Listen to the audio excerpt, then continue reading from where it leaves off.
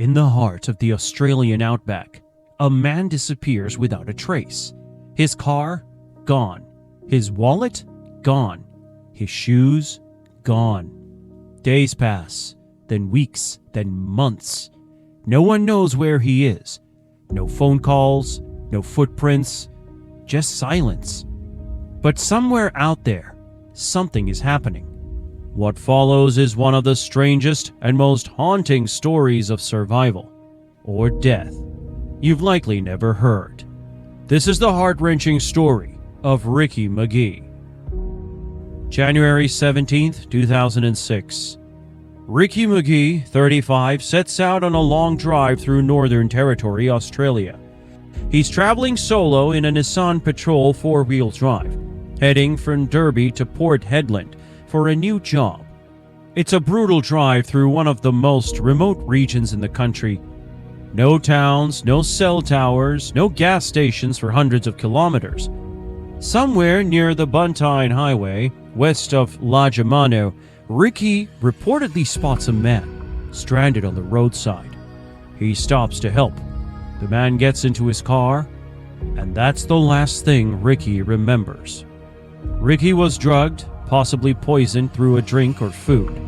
He says he woke up hours or days later, alone, half buried in red dirt. His car, gone. His wallet, gone. Even his shoes, gone. He was lying in the middle of the Tanami Desert, one of the harshest environments on Earth. No shelter, no water, no people. Just scorching sun by day and freezing nights. No one had seen him in days, and no one would report him missing. He had vanished. With no direction, Ricky begins to walk. The heat is brutal. Over 40 degrees Celsius, that's 104 degrees Fahrenheit by day. His only water source are muddy puddles and rainwater collected in plastic sheeting he finds while scavenging. When desperate, he drinks his own urine. His food, whatever he can catch.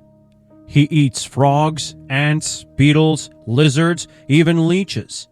He builds rough shelters out of sticks, branches, and bits of trash blown in by the wind. To avoid sunburn, he buries parts of his body in the sand. But the exposure is relentless. His skin blisters, his lips split, his hair starts to fall out.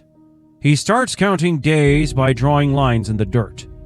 A week passes, then 2, then 5. His body starts to break down.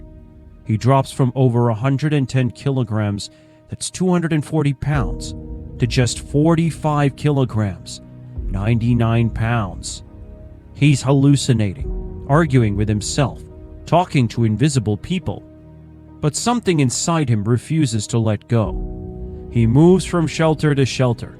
He finds small water holes and sets up primitive camps. He doesn't know if anyone is looking for him, or even knows he's missing. On April 5, 2006, more than 70 days since his disappearance, a cattle mustering team at a remote station near Birindudu spots something in the distance. A man, barefoot, sunburnt, and skeletal, walking slowly across the red earth, holding a stick for balance. They approach. He collapses. They have no idea who he is. But when he's airlifted to Royal Darwin Hospital, doctors are shocked. His body is a medical mystery. Severe malnutrition, skin infections, his organs barely functioning, but he's still breathing. The media erupts. Who is this man who walked out of the desert? When Ricky regains his strength, he tells his story about being drugged, about surviving on insects, about building shelters from garbage, about fighting every day just to see the next sunrise. Authorities investigate, but no arrests are made. His Nissan Patrol was never found.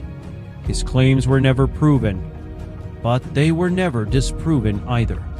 Some call him a hoaxer, others a miracle. But the evidence was real. The wounds, the starvation, the psychological trauma. So what happened to Ricky McGee? He survived. 71 days alone in one of the harshest places on Earth. He later wrote a memoir called Left for Dead. His survival is now considered one of the most extreme cases in modern history. When asked how he managed to live through it, he simply said, "You don't know what you're capable of until you have no other choice." This was the story of Ricky McGee. And now you know, he didn't just disappear. He came back from the dead.